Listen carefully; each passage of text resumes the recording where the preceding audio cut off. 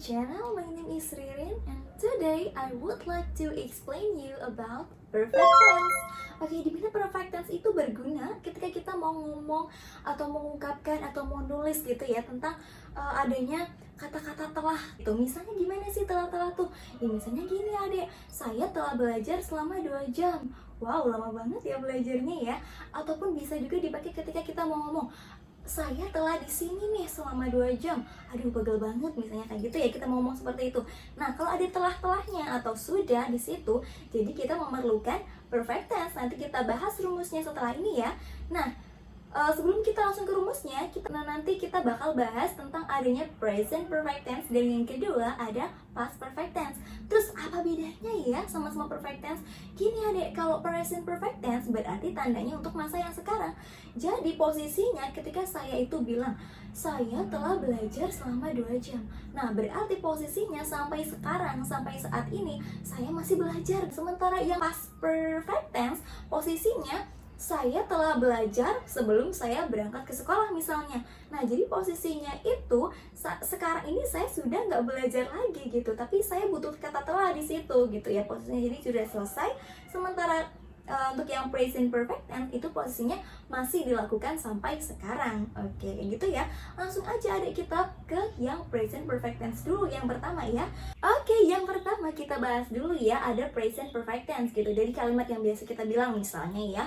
Nah, kayak misalnya saya telah belajar selama 2 jam. Nah, untuk rumusnya gimana sih kalau mau ngomong seperti itu gitu. Nah, rumusnya nanti ada subject plus have atau has. Nah, terus nanti setelah have atau has itu ditambahin dengan verb ketiga. Jangan lupa verb ketiga ya. Nah, nanti baru ditambahin dengan objek ataupun kata keterangan tertentu gitu ya. Oke, terus misalnya gimana tuh? Kok di situ juga ada have, ada has juga gitu. Nah, jadi posisinya have itu dipakai ketika nanti subjeknya adalah I, you, they, we kayak gitu ya. Ataupun nanti untuk subjek-subjek yang jumlahnya lebih dari 1, plural gitu ya. Nah, terus kalau has itu berarti dipakai untuk subjek he, she, it ataupun singular gitu yang cuma ada 1 gitu ya. Oke, langsung aja kita ke contohnya ya. Yang pertama, ketika kita mau bilang tadi, saya telah belajar selama 2 jam, kayak gitu ya misalnya.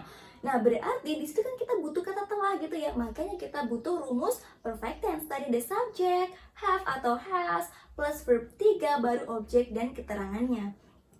Nah, berarti di situ kita subjeknya itu I. Oke, I itu berarti kita pakai have atau has. Ya jelas kita pakainya have gitu ya. Jadi I have. Verb 3-nya dari belajar. Belajar itu study gitu ya. Verb 1-nya adalah study. Verb 2-nya studied gitu. Verb 3-nya studied juga. Iya, kenapa sama? Iya, memang karena itu study itu kata kerja yang beraturan gitu ya. Jadi untuk verb 3 dan verb 2-nya tinggal ditambahin ed aja, simple. Oke, jadi tadi lanjut ya. I have studied for 2 hours gitu. Simple ya. Artinya saya telah belajar selama 2 jam. Jadi posisinya sampai saat ini saya masih belajar. Seperti itu ya. Nah, sementara untuk yang satunya lagi misalnya ada nih contohnya subjeknya itu bukan I lagi tapi she misalnya. Jadi kalau she berarti kalimatnya jadinya she has studied for 2 hours gitu. Jadi bedanya perbedaan have dan has itu ada pada tergantung pada subjeknya seperti itu ya. Yang jelas kalau kita mau ngomongin telah tapi sampai saat ini kita masih melakukan. Nah, berarti posisinya kita pakainya present perfect tense di mana rumusnya subject plus have atau has plus verb 3 baru ditambahin dengan objek dan keterangan. Oke, seperti itu ya. Nah, terus gimana dong kalau kita misalnya mau bilang saya nggak belajar gitu ya. Saya nggak belajar bahasa Inggris selama 2 jam. Nah, posisinya kalau tadi kan saya telah belajar gitu ya. Tapi kalau misalnya kalimatnya negatifnya tuh gimana? Ya berarti tinggal ditambahin not aja di situ setelah have atau has-nya. Nah, berarti rumusnya ada subject plus have atau has baru ditambahin not gitu. Jadi I have or has not baru plus verb 3 baru ditambahin objek dan keterangannya. Nah, untuk penggunaan have dan has-nya sama seperti tadi gitu ya. Have digunakan untuk I, you, they, we dan plural, sementara untuk yang has dipakai untuk yang he, she, it ataupun yang tunggal singular gitu ya. Oke, langsung aja kita ke contohnya. Berarti kalau misalnya kita mau bilang aku tidak belajar selama 2 jam ataupun aku belum belajar selama 2 jam gitu ya. Nah, berarti kita pakai kalimatnya itu, kita pakainya itu adalah I haven't studied for 2 hours gitu. Nah kalau subjeknya sih ya simple aja, berarti tinggal she has not studied for 2 hours gitu ya.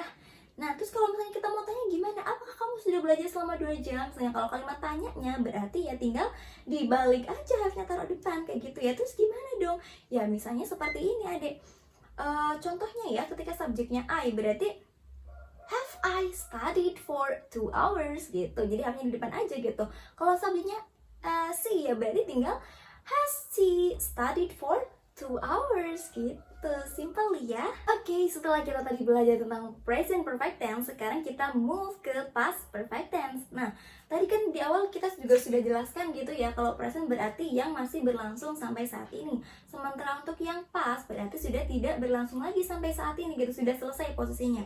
Nah, biasanya untuk yang past perfect tense ini ditandai dengan adanya dengan kegiatan yang lain gitu ya.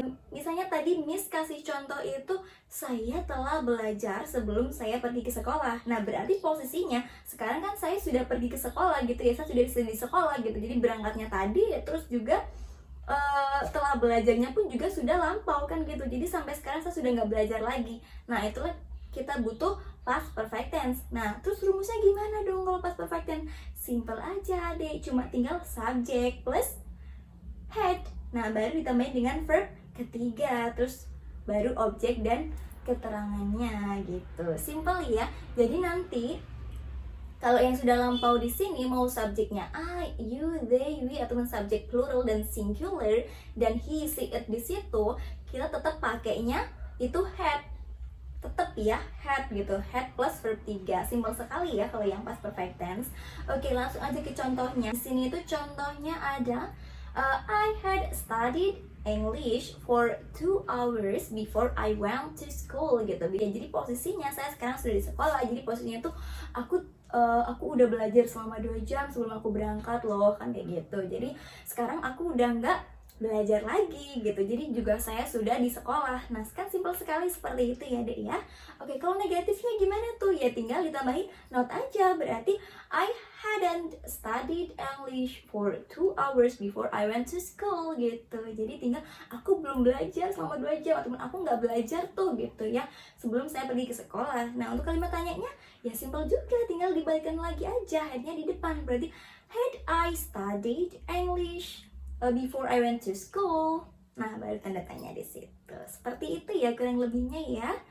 Kalau subjeknya sih gimana Miss gitu. Terus berarti kalau subjeknya si ataupun I ya tetap sama aja, kita tetap pakai had seperti yang sudah Miss jelaskan tadi gitu. Jadi memang had itu dipakai untuk subjek I, you, they, we dan juga he, she, it. Seperti itu ya. Nah terus gimana Miss kalau misalnya kita mau ngungkapin kalimat tapi nggak ada verbnya, mau ngungkapin kalimat perfect tapi nggak ada verbnya tuh gitu. Sementara rumusnya kan tadi katanya have, has plus verb 3 kan gitu. Nah terus gimana dong? Ya berarti seperti grammatical biasanya, kita membutuhkan adanya to be di situ. To be baru plus adjective atau adverbnya di situ. Nah to be-nya gimana tuh? Ya berarti to be-nya adalah bentuk yang ketiga seperti itu. Oke, sekarang Miss bakal jelaskan dulu macam-macam dari to be gitu ya. Nah, untuk to be yang bentuk infinitif, bentuk aslinya gitu, Miss sering sebutnya itu dengan verb 0, itu adalah be biasanya. Nah, sementara untuk yang to be bentuk pertama biasanya dipakai untuk yang kalimat-kalimat present gitu. Nah, to be-nya nanti bisa pakai am, is, atau are kan gitu. Nah, sementara untuk to be yang bentuk lampau past tense gitu ya, nah kita bisa pakainya adalah was atau were gitu. Nah, sementara untuk bentuk ketiga dari to be adalah been. Nah, berarti dalam konteks perfect tense di sini, tadi kan rumusnya adalah subject plus have atau has plus verb 3. Nah, berarti karena kita nggak ada verbnya gitu ya, berarti kita bisa pakai to be di situ. Tapi jangan lupa juga to be-nya harus bentuk to be yang ketiga gitu, karena posisi to be-nya ditaruh setelah have atau has ataupun had juga bisa. Jadi posisinya kita harus pakai to be bentuk ketiga. Nah, to be yang bentuk ketiga itu apa sih? Ya, to be bentuk ketiga adalah been. Jadi posisinya ketika kita mau bilang saya telah di sini selama 2 jam. Nah, di situ kan di sini itu dia bukan verb. Jadi posisinya subject plus have atau has baru been here gitu, di sini gitu. For 2 hours gitu. Jadi misalnya Miss mau bilang saya telah di sini selama 2 jam gitu. Jadi ya berarti bahasa Inggrisnya adalah I have been here for 2 hours gitu. Kalau seandainya she ya berarti she has been here for 2 hours gitu. Nah kalau bentuk lampaunya berarti tinggal diganti aja.